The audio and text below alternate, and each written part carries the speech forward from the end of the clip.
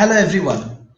Today we have another session with the Transhumanist Party. We have the Transhumanist Party Chairman Gennady, as well as new presidential candidate Mr. Charlie, and we have another guest.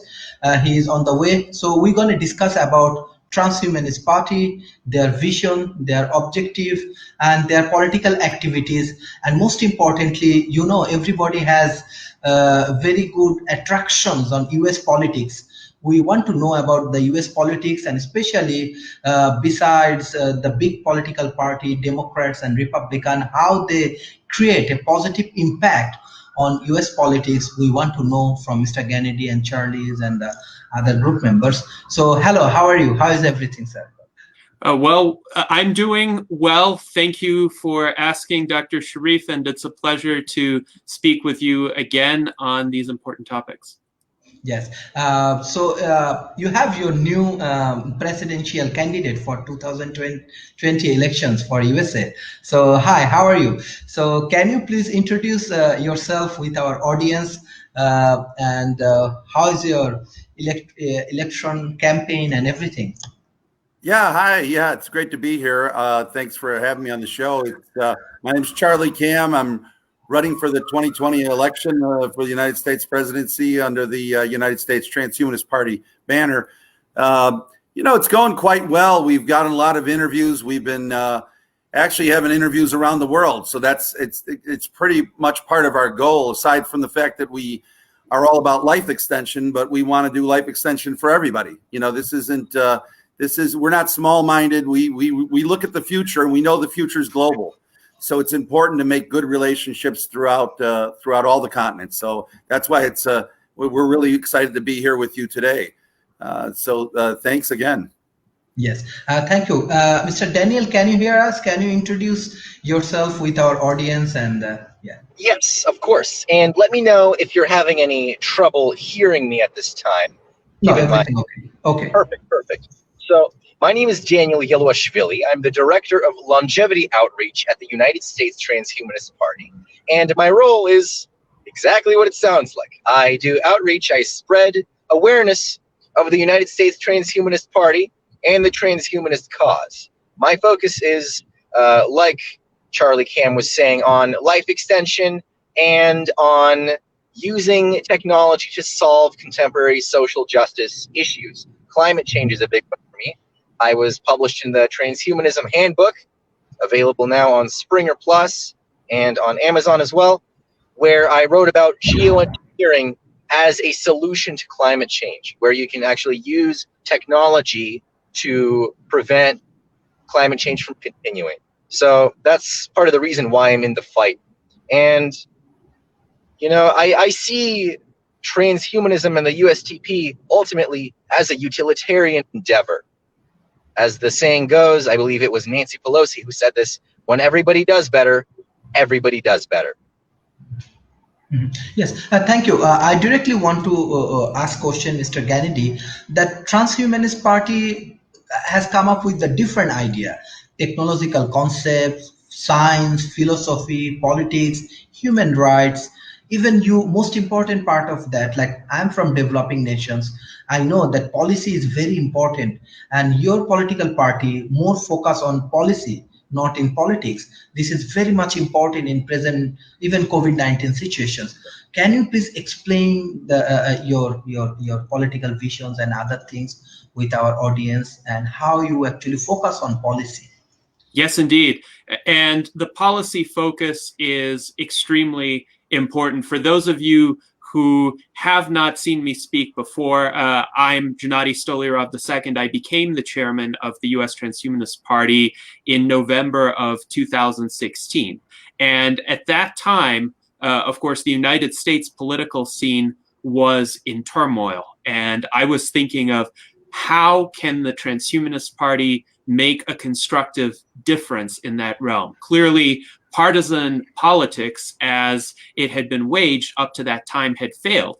The only effect that partisan politics had had was to set people against one another, to divide them into tribes, essentially. The red tribe representing the partisans of the Republican Party versus the blue tribe representing the partisans of the Democratic Party. But also it seemed apparent that both parties were ignoring the crucial influence of technology on human well-being and human potential. Furthermore, both parties were internally quite inconsistent. It seemed that they were adopting positions not because they made logical sense, but because they could use those positions to score points against the other side. And I had seen for so many years each of these tribes flip-flop, switch sides on an issue depending on what was more expedient in a given campaign or depending on how they wanted to react to what their opponents did. And a policy focus is more consistent than that. We try to actually develop solutions that will work in the long term to improve the well-being of everybody, as Daniel mentioned. So we don't care what the political beliefs are of the people whose well-being we're trying to improve, because every human deserves to live better.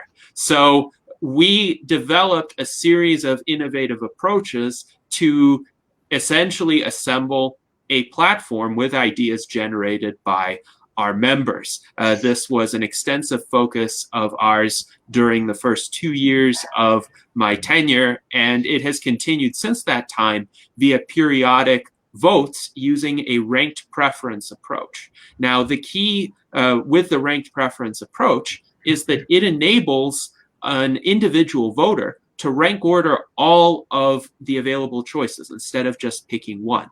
And what that enables one to do is to move away from this lesser evil mentality which has afflicted American politics.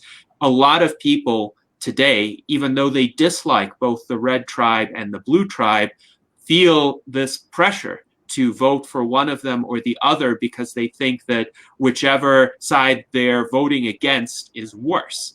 But the ranked preference approach allows people to still reflect that relative ordering, but in an absolute sense, if they believe some other candidate or some other choice is superior, they can put that option first. And that is quite crucial because it's then possible for that option to win. And another innovation that we have had via our platform votes, as well as votes on our Transhumanist Bill of Rights, which is in its third version, it can be found on our website at transhumanist-party.org, is that our members have voted directly on ideas. We've held endorsement votes for candidates as well, but voting directly on ideas means that we have a good indication of what our members actually prefer. And they're not going to agree with any package of ideas from any given individual, but this platform gives us an understanding of a general consensus, and then our candidates are held to an expectation that they should be representing that platform as well. So we hope this approach is less divisive. We hope that it's more substantive, and we hope that it results in policy solutions that can be advocated over the long term, that don't need to flip-flop based on the political currents of the day, but rather are focused on what can truly make human life better. I just want to ask a question to Mr. Charlie. Like at present, we saw that USA politics has many challenges, and present USA healthcare systems and the economical conditions.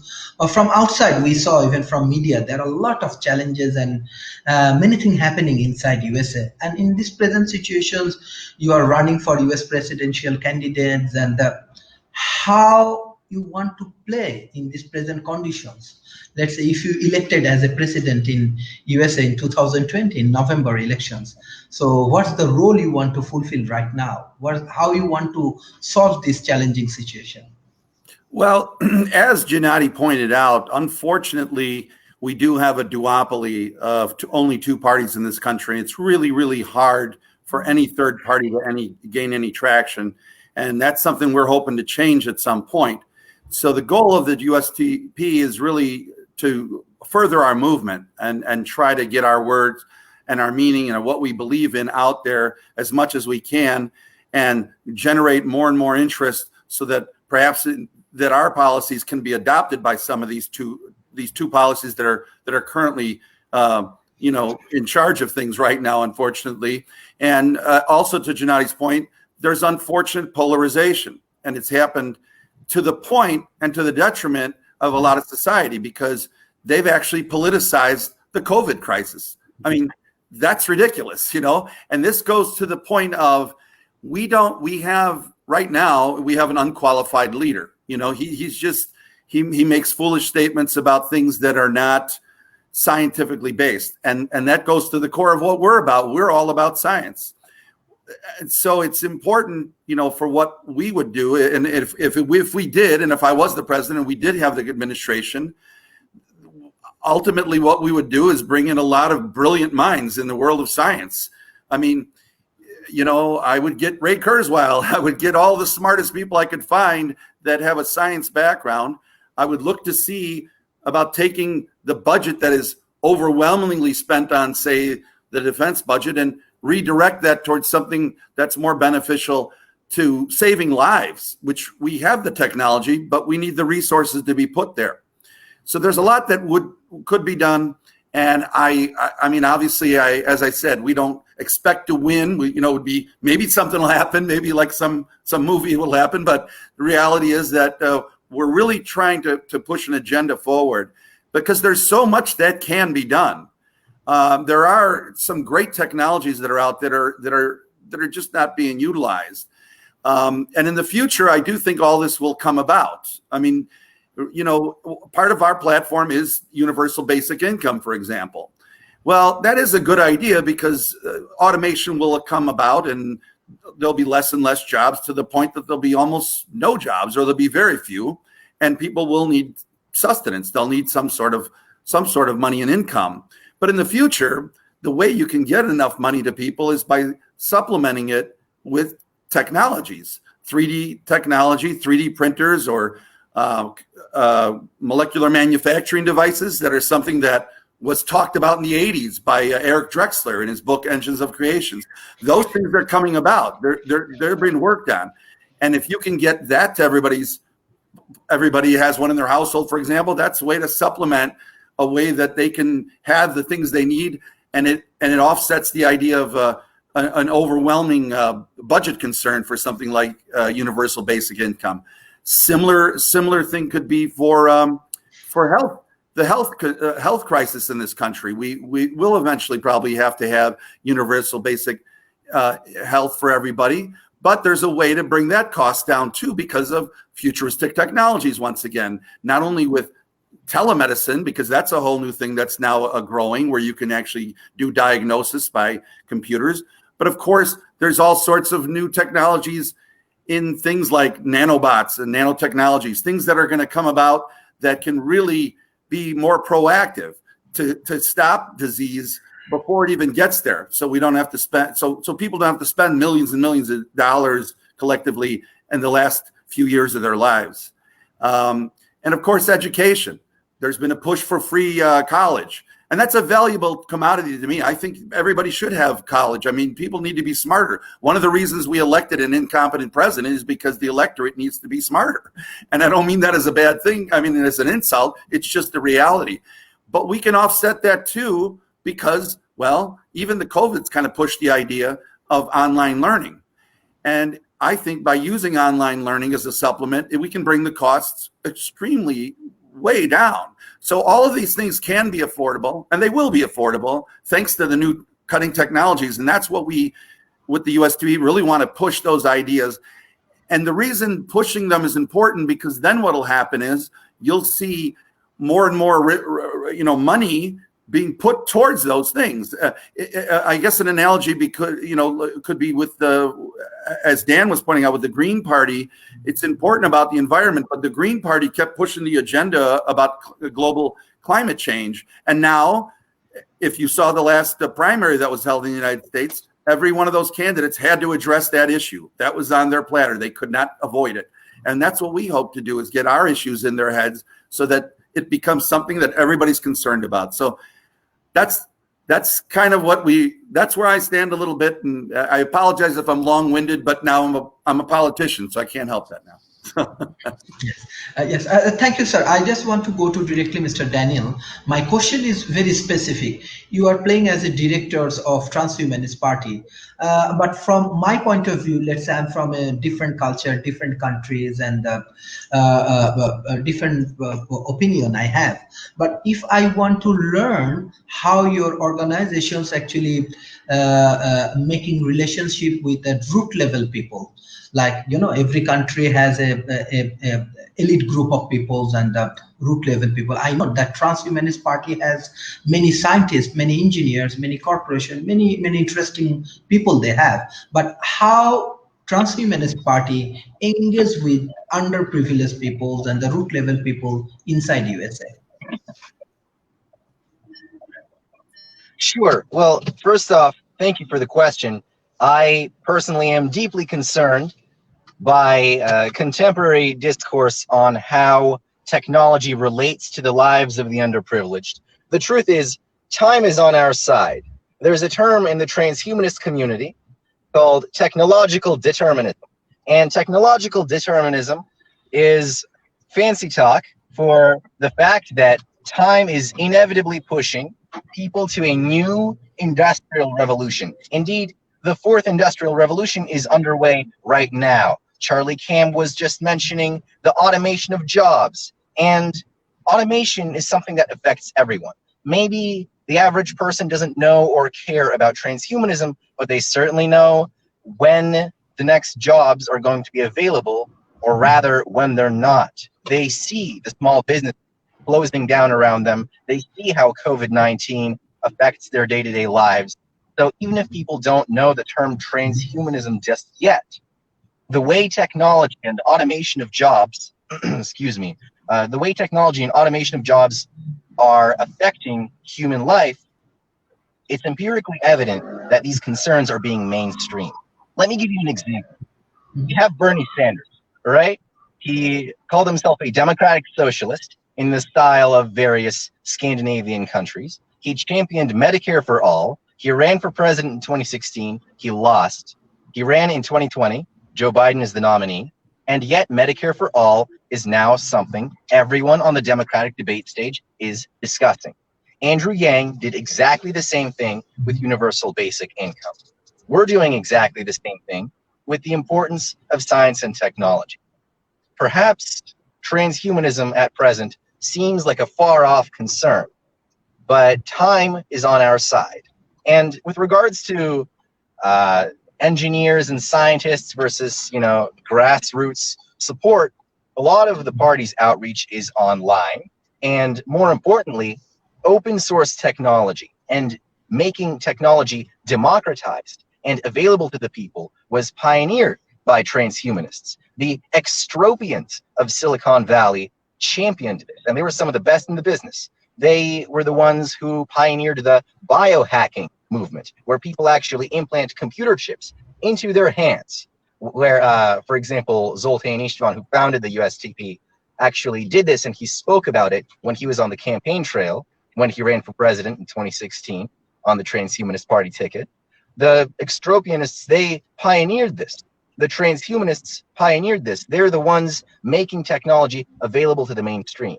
So with the passage of time, more of this is going to come not necessarily from the USTP itself, but from people who think like us.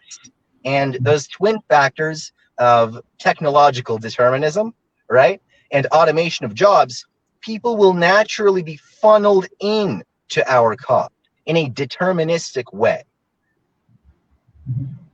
Okay, I want to go to the chairman of this Transhumanist Party. So, like, when we observe your political parties and your agenda and your vision, mission, objective, we find that you have a lot of technological aspects and science and other aspects. But I love to know. I love to know. Like in present situation, a lot of challenges in global arena as well as in local area.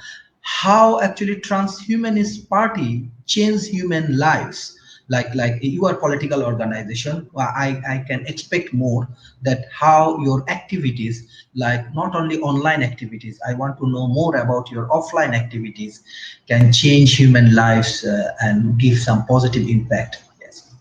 So let me give you a very concrete example of just that. If you look at the orange medal behind me, that is from an activity that was organized by the US Transhumanist Party called the Victor Run 2020 virtual race. And Victor Bjork is one of our members. He is a molecular biologist, biogerontologist, a researcher who moved from Sweden to the United States. And he originally moved to the state of California, but because of the COVID-19 pandemic and the lockdown, he lost his research position there.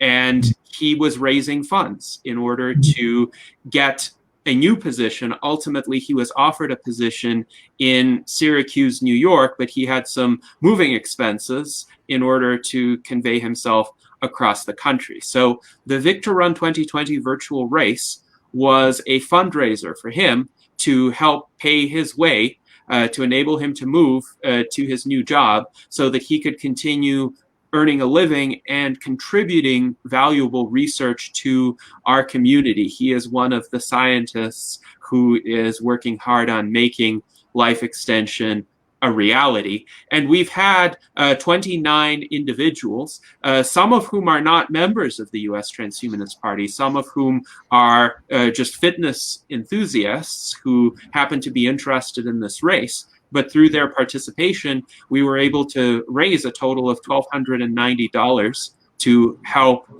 Victor in his endeavors. And now Victor is paying it forward, so to speak, because we are going to enter a second phase of the Victor Run, where he is actively coordinating a fundraiser for another organization, LEAF, the Life Extension Advocacy Foundation, which is doing this kind of grassroots public outreach to inform people about the feasibility and desirability of radical life extension in our lifetimes. And LEAF creates a lot of educational videos. It publishes a lot of articles that are accessible to the layperson about recent advances in life extension research and good health advice as well. So this is very important during the time of the COVID-19 pandemic, because we want people to stay safe, we want people to stay healthy, and we want people to be able to look forward to long and enjoyable lifespans.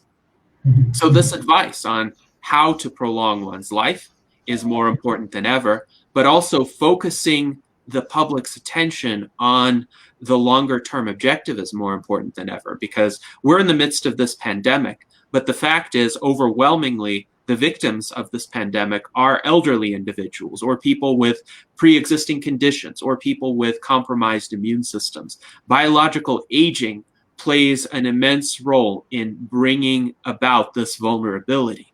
So if people are educated, one, about how they can stay healthy during this time, and two, that the real objective should be to reverse this long-term damage of biological aging, then with future pandemics, we will have much lower death tolls, and we will have far greater resiliency than we do today. So hopefully through these kinds of efforts, through leading by example, we can recruit more people to our cause, and we can inspire people both within and outside our movement to take the steps they need to take in order to live as long and as well as they can under the circumstances.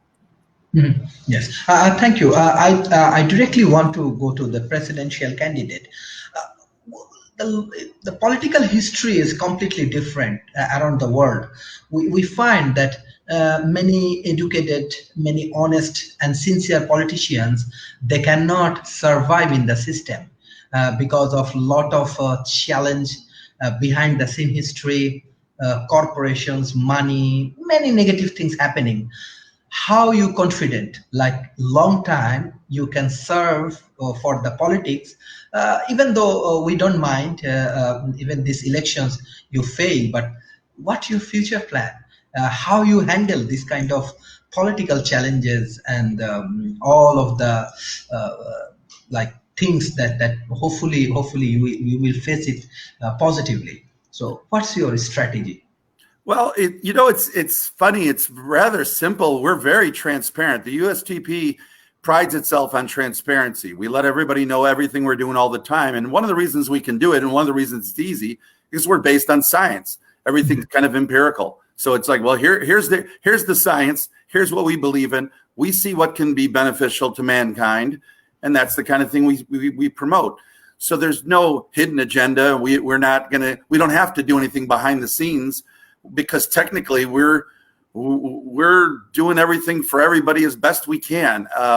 The people that support us, they're public. There's really no hidden agenda. And I mean, as far as me personally, even after this, I'll be supporting the movement, whether I'm the candidate or not. And I've done it my whole life. In fact, that's one of the other aspects, I think, with most of the people involved in the USTP, particularly with the officers. We've been involved in promoting transhumanism for a lot of our adult lives. I know I have.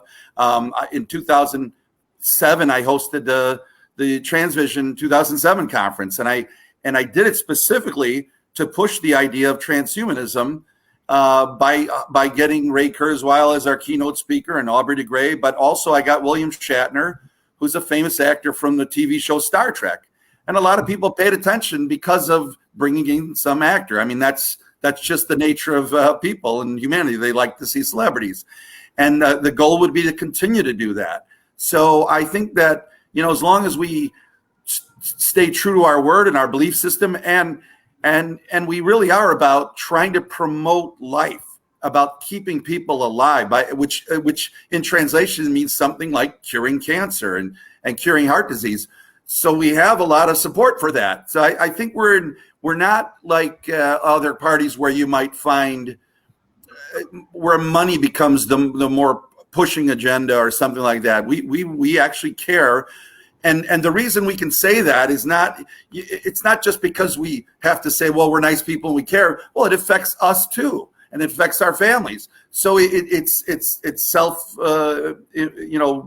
bringing about self-goodness for everybody, and that's why I think we're very sincere about what we do, and I think you could see it if anybody reads our platform and sees us talk, you'll see why we kind of stand out. As far as, even though I've heard from other transhumanists that, should it be a political party? And I go back to what I said earlier. The reason it should be, and we should have a political party about transhumanism, is so we can get those issues into the politicians, much like Dan was saying earlier, about how they all have to talk about things that they weren't talking about now that maybe Bernie Sanders talked about. Yes, thank you. I directly want to go to Mr. Daniel that, okay, like at present situations, from our friends, from our different researchers, we find that USF face challenges with their present healthcare system. So let's say you get a responsibility right now to reform US healthcare systems. How you want to play, or what's the area you want change, or you want to add value? Can you explain? Even especially we want to know the inner side of US healthcare system. Sure, of course. So, as Gennady said earlier, we have a ranked choice voting system in our party, and we use it to vote on different platform planks. And I was actually the one who contributed the platform plank of universal healthcare. Now, the thing about universal healthcare is that as a term, that idea itself is somewhat open-ended. It could exist as a combination of both the state-funded public option and the private option, or it could exist as a single-payer system, which is what Bernie Sanders was championing, where the private option is abolished altogether. Now, given the fact that our party is a big tent, we have elected to leave the issue open, so to speak, so that supporters and opponents of the private option alike can agree that, you know, the status quo doesn't work, that healthcare as it currently exists in the United States is intrinsically flawed. And this is primarily because of the fact that it's profit motivated. Now, in the past, many classical economists, from David Ricardo to Adam Smith to Jean-Baptiste Say, right, all argued that with the passage of time, competition in a given field, in a given industry, gradually lowers prices. Now, there are many points of evidence to the contrary in the healthcare industry specifically. You're familiar, I presume, and I also extend this rhetorical question to the viewers at home. You're familiar, I presume, with Martin Shkreli, the so-called pharma bro, right? The young entrepreneur up in New York who hiked the prices of life-saving drugs by, 400%, something like this.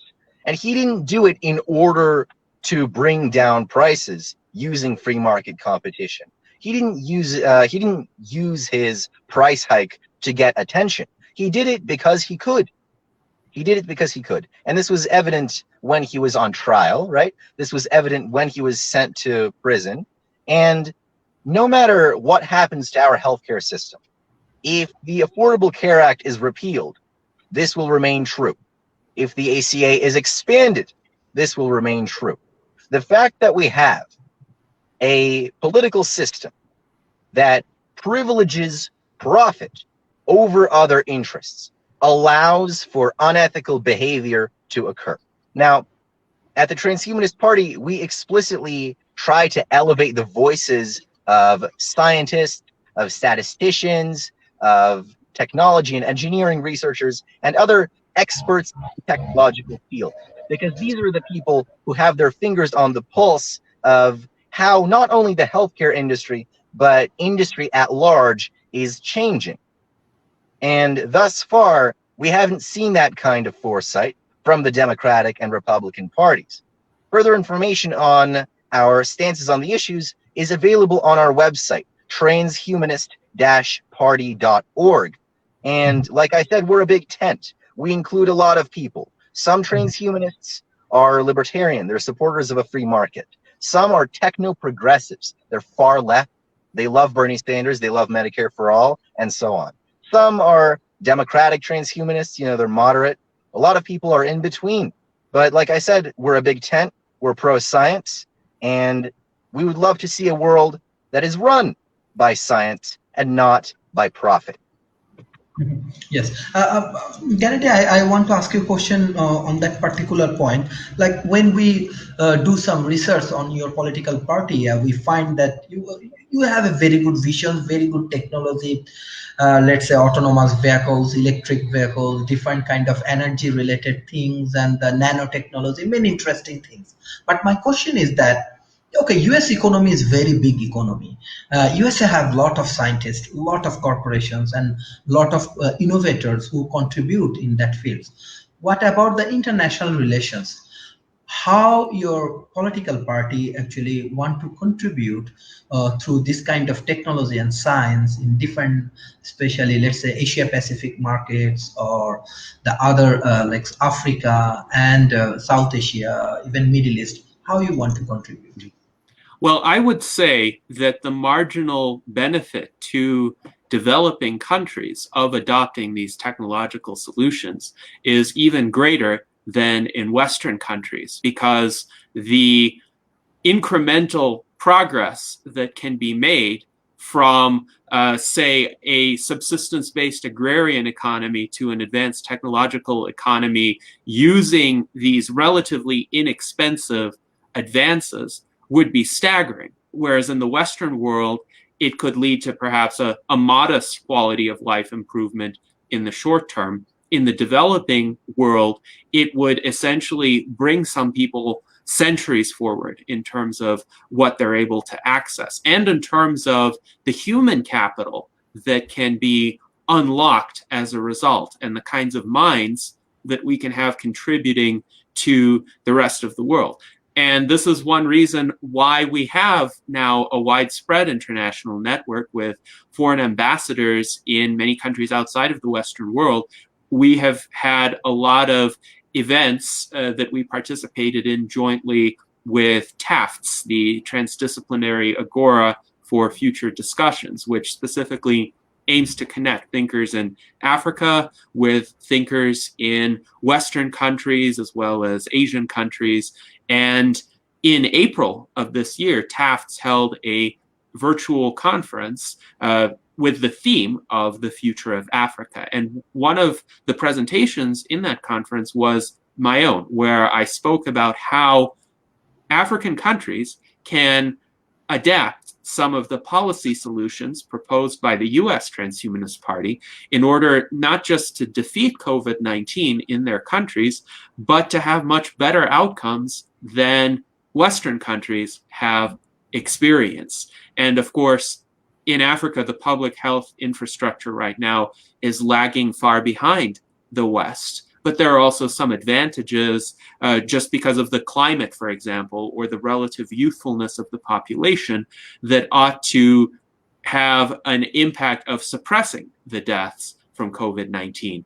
And if African countries could adopt some of the solutions that we have put forward, like the rapid construction of hospitals, creating ample excess capacity in the medical system, or opening up opportunities for research and investment into cures and vaccines, or training a vast army of medical practitioners for pandemic response, or building up the transportation infrastructure of those countries, then those countries will not only defeat COVID-19, they will make significant progress toward defeating a lot of the other infectious diseases that ravage them.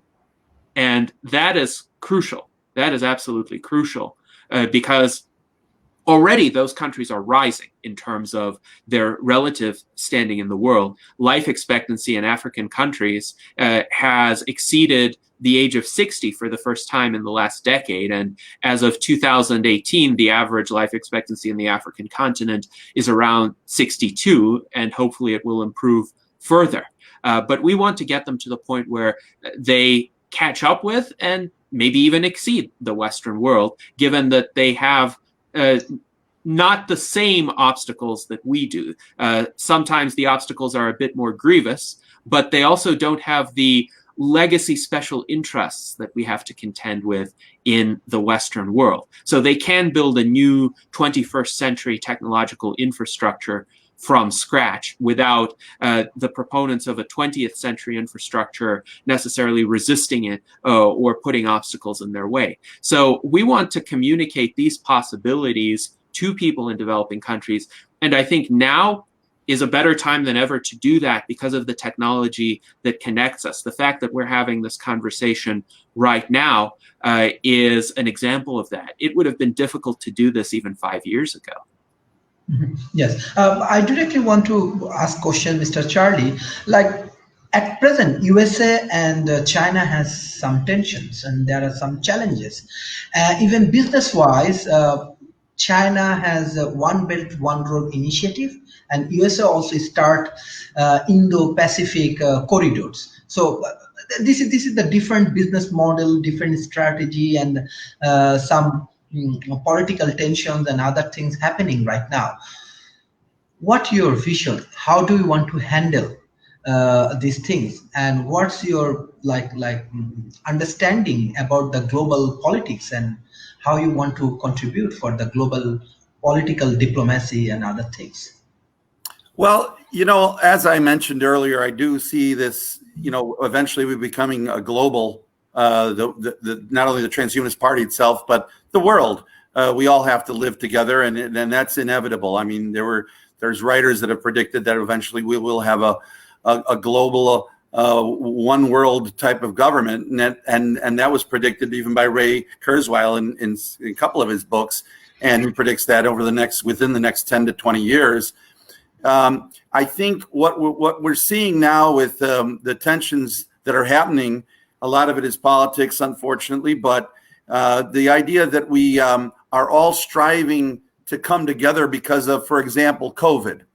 You know, it's a tragedy, but there's those silver linings because as one of our transhumanist friends, Peter Diamandis, who was one of the founders of Singularity University, he said, pardon my expression here, he says, we're going to science the shit out of this, meaning we're just going to and what he meant by that was, this is the first time in history where we had a crisis where the whole world's, all the science kind of are getting together to try to solve this. And when you see that kind of unity, you can project that onto a lot of things, especially like the economy or the fact that, you know, we're fighting over certain things, but ultimately it's all about resources, right? It's about how much does that country have as opposed to what do we have? But imagine an economy of abundance. When that flourishes and we have all of what we need, and it also will come about at the same time when we have distribution. It'll be easier to get that distribution to everybody. You will see tensions essentially go away because there'll be nothing to fight over. And this stuff is coming, and it's coming a lot sooner than most people think, because a lot of people think linearly as opposed to exponentially.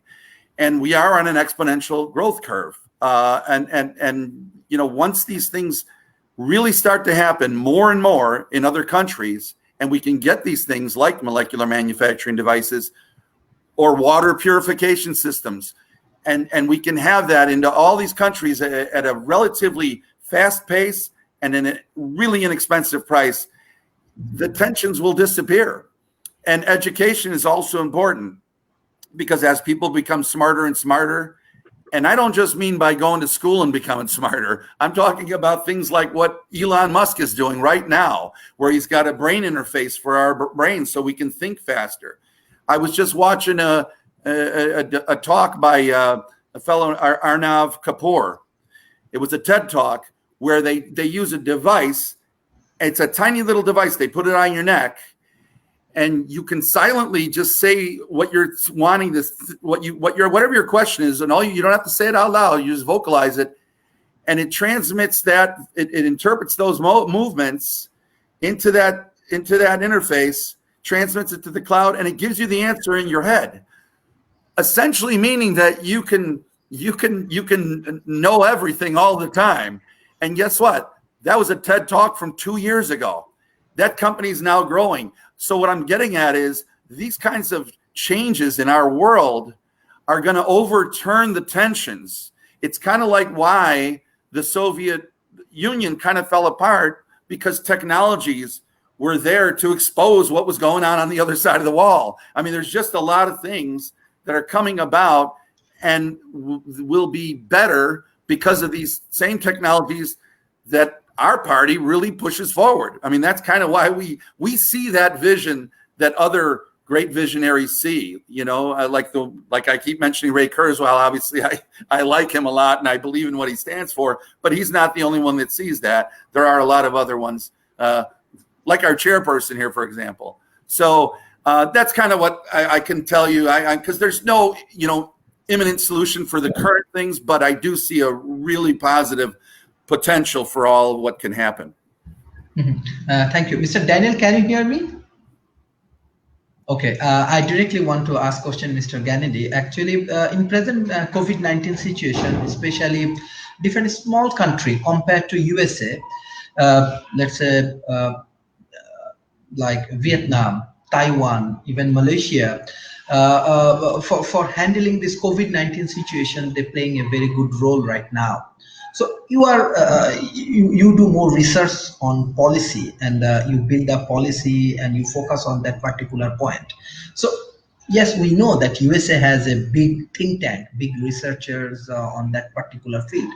But what do you think? Like this kind of small countries, those who playing very well in the COVID-19 situations, like can we do some vice versa? Even do you have chance to do some research on that healthcare system of this kind of countries, let's say Vietnam, Malaysia, even Taiwan, and this kind of small country compared to USA? Mhm.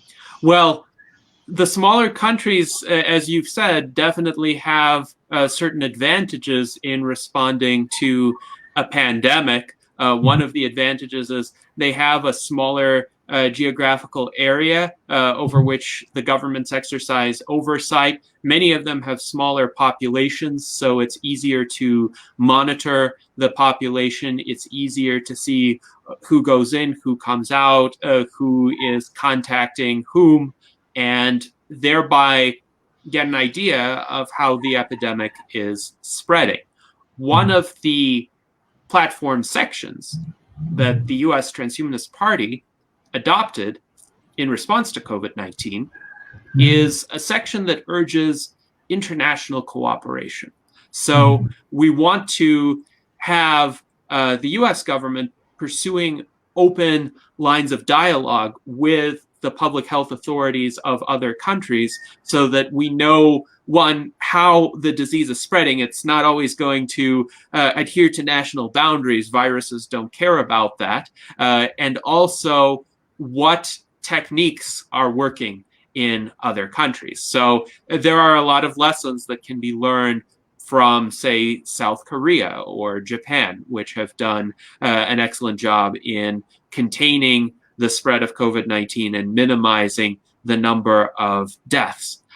Now, there are also differences in culture that are important to consider. For instance, in Japan, people are quite used to wearing face masks. Indeed, that has been part of the historic Japanese responses to seasonal influenza outbreaks. So as a result, if Japanese citizens are given the advice to wear masks to protect themselves from COVID-19, they're gladly going to do that. There's not going to be a controversy about that like there is in the United States. And unfortunately, in the United States, this has become a controversial topic for some reason, again, showing the dangers of politicizing the response to the pandemic instead of looking at the science. But it is important to take culture into account. When crafting a policy response, it's important to be able to anticipate how are people going to react to this. And we know that in some areas and some communities, people are going to respond to the same set of measures very differently. And this is a big challenge in the United States because we have a geographically vast country. We have many subpopulations here. We have people of many different political views.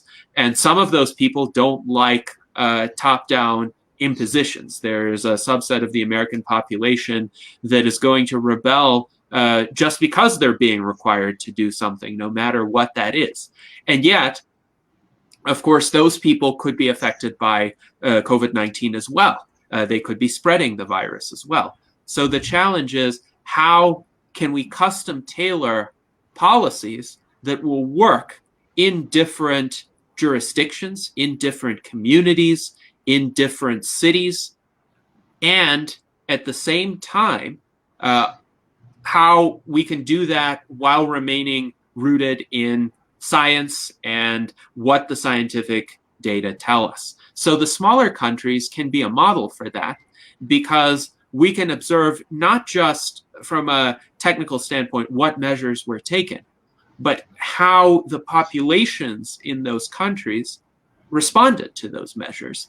And then we can think about, in the United States, do we have some subpopulations who might respond in similar ways because they share some of the same cultural assumptions or some of the same beliefs, and that way we don't have a one-size-fits-all solution. I think it's very deleterious when you tell everybody, oh, you can't leave your house, period, because that's going to collapse the economy, and that's going to lead to a lot of needless suffering, given that countries like Japan and South Korea have been able to contain this pandemic without requiring this. But if you have targeted interventions that work with a particular group of people, and where you can assure a great deal of compliance with these approaches, then you can make significant headway in fighting this pandemic. And I do believe this needs to be a worldwide cooperative effort. We need to learn the lessons that any country can teach us. No matter how they responded, there's something to be gleaned from that experience in terms of the data, in terms of the consequences, in terms of whether a given intervention worked or not, and we use that to inform our subsequent response. Yes, thank you. Mr. Charlie, my question is that, at present situations, we have many economical challenges, many. Like every country actually facing a lot of economic challenge. I think USA also face, I think, economic challenge and everything. What do you think? What will be the global economy? What will be the globalizations next 2, 3, 4 years? What will happen? What's your predictions, and how we can solve it together? Well, going back to the last question, interestingly, as terrible and really is a tragedy, this COVID crisis, it kind of brought the world together. I mean, we really never, as I was saying, we never did this before. And the reason we never got together before is because we couldn't. Technology just it wasn't there for us back in 100 years ago when there was a terrible disease that was a pandemic of this nature. But now that we have this and we've gone through this experience where collectively you've seen scientists around the world kind of get together, and not only scientists, but just lay people, like even people like ourselves who are all together now on a screen around the world. And we're talking. More people are more familiar and user-friendly with things like Zoom or Skype or any of these types of ways of communicating around the world. And I think what we have an opportunity now is to take this kind of global initiative and look at other problems and maybe address that in a more global way. And I think that that's what the USTP is about, is thinking outside the box sometimes, but with regard to actual technology that we can use to make things happen. So if, for example, globally, we all started getting together to talk about, how do we solve hunger or poverty in some other countries, collectively, we might expedite the solutions. I think, for example, while we're all really devastated by the COVID crisis and the number of people that have died, and I think I don't know what the exact total is right now, it's in the millions, I think. It's about 650,000 worldwide. It's 650,000 worldwide. I think I was thinking of the infections, but I know that it's a lot. And yet, in the world, 150,000 people die every day just by death. And yet, and of that 150,000, about 100 to 110,000 die from aging.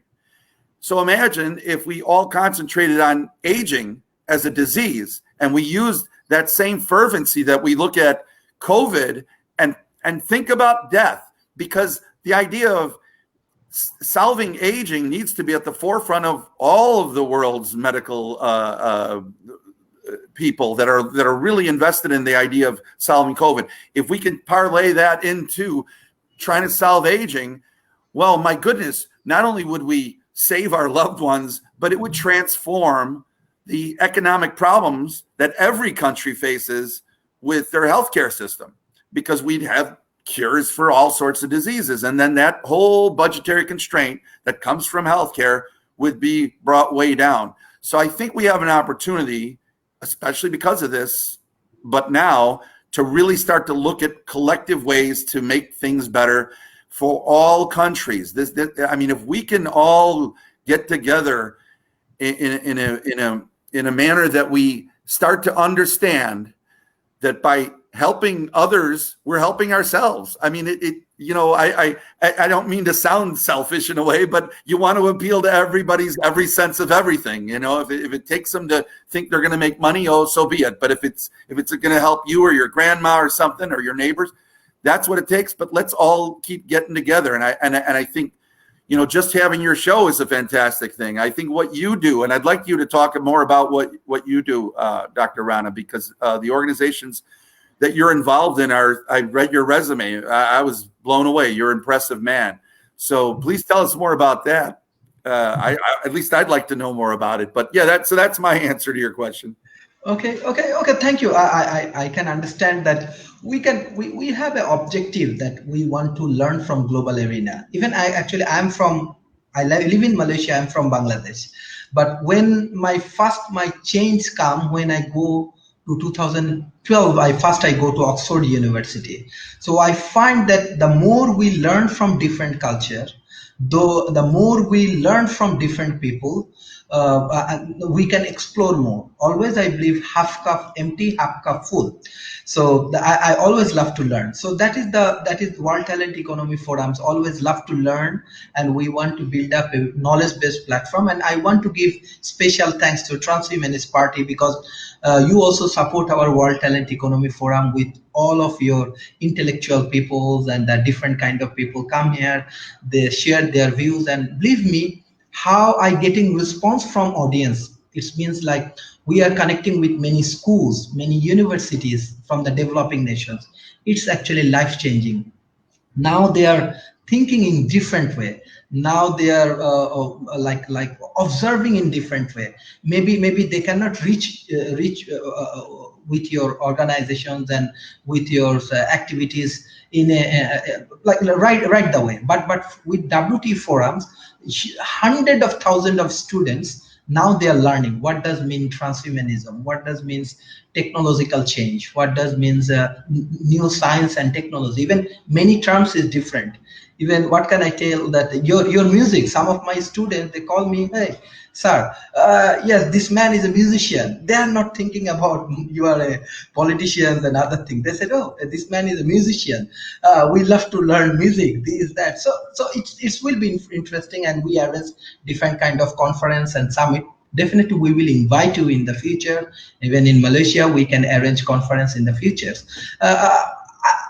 I have more questions to Mr. Gennady, because World Talent Economy Forum actually more we are trying to developing young talent pools in Asia Pacific market.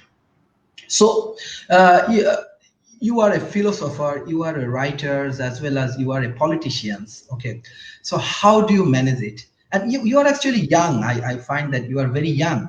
So how do you manage these positions, and how you want to give advice to our communities that how they can grow their careers? Even politics is very important. Even but issue is that like still many people think that okay, politics is not for me. How you want to motivate them? Yes, indeed. Well, and this is a broad-ranging question, but I will say, although I am young, I'm old enough that I can publicly admit my age. So I'm 33 years old, and I have had enough time to really get immersed in these fields, because I started young. I started essentially when I was 13, reading books on my own about philosophy, about politics, about science. I was reading works by Voltaire and Stephen Hawking when I was 13. And I was also fascinated with history. I was fascinated with history even when I was 5 or 6. I was reading history books for kids and thinking about world events and realizing that the past was not like the present at that time, and the future is not going to be like the present. And indeed, during my life since that time, the condition of humanity has changed dramatically. And I wanted to get a comprehensive grasp of all of these phenomena. I wanted to understand them, but I also wanted to understand how I could influence them in a positive direction.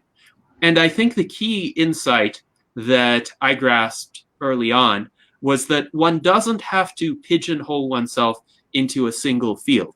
Just because people have to specialize in some specific discipline in order to earn a living, that's a kind of artificial categorization that societies impose, and it's not constant across history. Indeed, we've spoken earlier on this show about automation and how automation is transforming the landscape of jobs.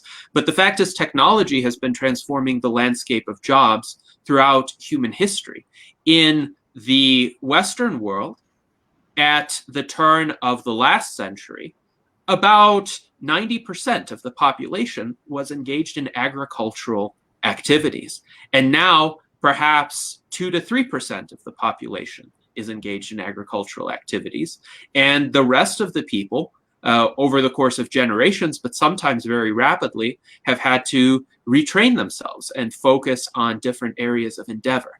So my focus throughout my life has been on the fundamental principles that unite various aspects of human activity, and the idea of creating an individual set of talents, of skill sets, of goals in life that transcend these externally imposed boundaries of particular disciplines, because sometimes the means to those goals can be found in politics or philosophy or science, or they can be found in art and music and literature and online media, new types of creations that are only beginning to emerge. And I think when deciding what activities to pursue, one has to keep this whole human aspect in mind. It's not just what does one want to do for money, because money is just one of many goals and values that human beings have.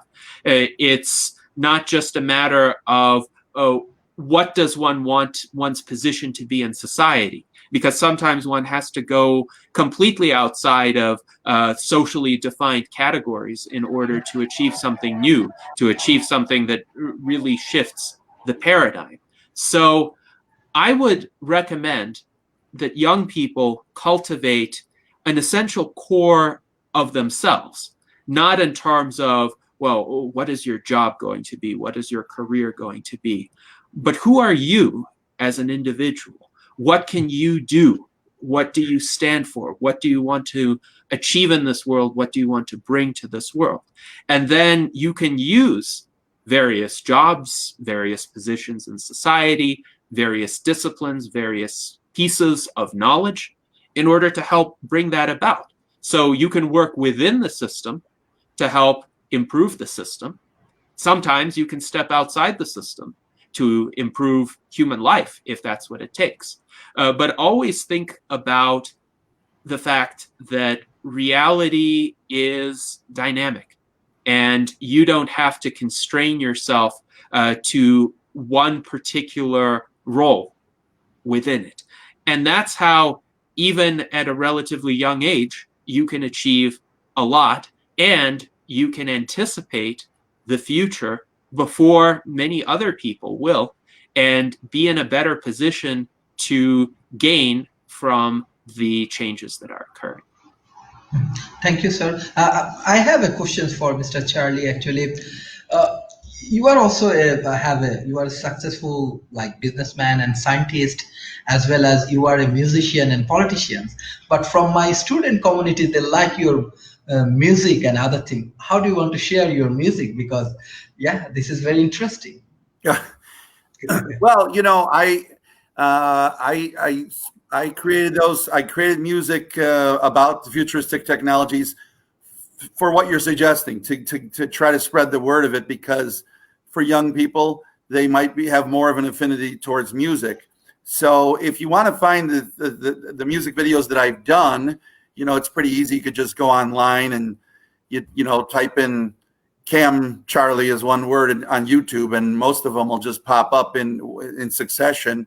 And I think there's one online on our USTP website. There's a link for that. I did a short film about age rejuvenation called Undoing Aging, which actually won an award, and that's on Vimeo. So it's called Undoing Aging. If you go to Vimeo, you can watch that. But you know, I have to concur with what Gennady said. I think it's important for young people to not define themselves by just work or how much money they're going to make, especially because automation is going to remove a lot of jobs. And I think the most important thing you can do is try to read what you can about everything, so that you will have a better ability to be really creative, to come up with clever things and clever ideas and be creative, because technology is going to be user friendly. Look, for example, at what happened to photography. There was a time a photographer was, there was only one, like a guy, I'm a photographer. Well, everybody now got a good cell phone and they got a clever eye and they can take pretty good pictures. But every kid I know is a pretty good editor of Photoshop, and they make themselves look way better than they probably are. But my point is, they're creative, and that kind of creativity in the world of photography, and now and as you can see with videos and TikTok, which has been in the news lately, but all of those things are there and they're available because technology is now user friendly, and kids can start being really creative. And in the future, more and more technologies are going to get more and more easy, and people should learn how to be creative, because that's going to be the biggest commodity. When robots take away all their jobs, the biggest and strongest commodity is going to be your brain and how creative you can be. Yes, yes. I want to go to Mr. Gennady. What's your concluding remarks for this session, especially from Transhumanist Party, and especially for young people and the different talent pool from Asia Pacific market? What do you want to say for them? Yeah. Well, as a way of concluding, I'm quite encouraged by your account of how your students are responding to these ideas, because ultimately, one individual by himself or herself can't change the world.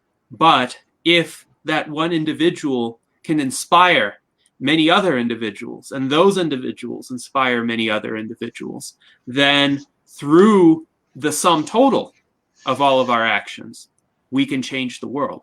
So if conversations like these help plant hundreds or thousands or tens of thousands of seeds, and those seeds are going to sprout, and they are going to plant new seeds, then we're going to change the world. And we're going to inform people that the future can be dramatically different and better than the present. We can give people a sense of meaning, even if they're struggling in their day-to-day lives, even if they're living in a place which may not have sufficient resources right now, which may not be as technologically advanced right now as some countries. But there is this technological abundance on the horizon, which will enable massive improvements in standards of living. But of course, it's not just going to come on its own without human effort. Human effort is always required to make progress. And human effort needs to be coupled with knowledge. It needs to be coupled with understanding of how the world works. And it needs to be coupled with a commitment for progress, for lifting up the human condition. And I think for young people today who have not yet been made cynical by some of the harsh realities of life, a key message that I would have is work to uplift everybody. The way we get to a better world is not by some people gaining at the expense of others, but by creating more of everything for everyone. That is the key mission of transhumanism. Longer lives, healthier lives, greater prosperity, greater peace, greater abundance. And that is what I wish all of our listeners to have in their lives, and I hope that they will join us in working toward those goals. Thank you, sir. I want concluding remarks for Mr. Charlie, and especially from your leadership point of view. You are a presidential candidate for USA. So what you want to promote for the global arena? Well, I will say, and let's stay on this theme about for young people, I think it's important to participate. And if they can, go to our website, the USTP, to learn about what we stand for. Ideally, we'd love to see the USTP have every country's version of their own version of well, it wouldn't be the USTP, it might be the other TP, whatever country it is. But we'd like to see the Transhumanist Party represented around the world, have their own parties. It would be exciting to see that flourish. If they ever need any advice or anything, they could definitely contact myself or Gennady or any of the USTP officers. In fact, I wanted to mention, if you mentioned that some of them were interested in my music, I'm on Facebook, Charlie Cam on Facebook. You know, if anybody wants to collaborate about creating futuristic transhumanist music videos or films or something, write to me, contact me. We'll help steer them in that direction. You know, our goal is to make humanity better and be better by way of the latest cutting edge technologies. So it's going to be exciting future. It's going to be a fun future, and it really is going to be for the young people, because they're the ones they're coming up and they need to really take charge of things. So I would like to see them participate more in everything and in every way they can. But, you know, as Gennady said, get out there and do the things you need to do, because it won't come by itself. So thank you, though, for having us on the show. Yes, thank you. Basically, WT Forum, we try to do more collaborations with scientists, engineers, transhumanisms. We love to learn. We have many peoples. We have many underprivileged people. Even we have many education institutions. We are working with them, universities, schools, and they need global collaborations. We need global collaborations. We need more. We need to learn more first, because for the development, different culture, different people, different point of view, always important. Even from the audience, actually, Mr. Archer and we also working together. He also come up with very good comments and everything. Malak also congratulate you. So thank you for a very good session. It will be very effective for us, and as much as possible in between our community, our student, we will explore our videos and everything, and hopefully in the future we will invite you more on our conference, online conference, and our activities by which we can collaborate together and we can enrich together. Thank you for your valuable time and everything. Thank you very much. Thank you. Yes, thank you. Yes, and congratulations and best of luck for your presidential elections. Thank you. Thank you, everyone. Bye bye.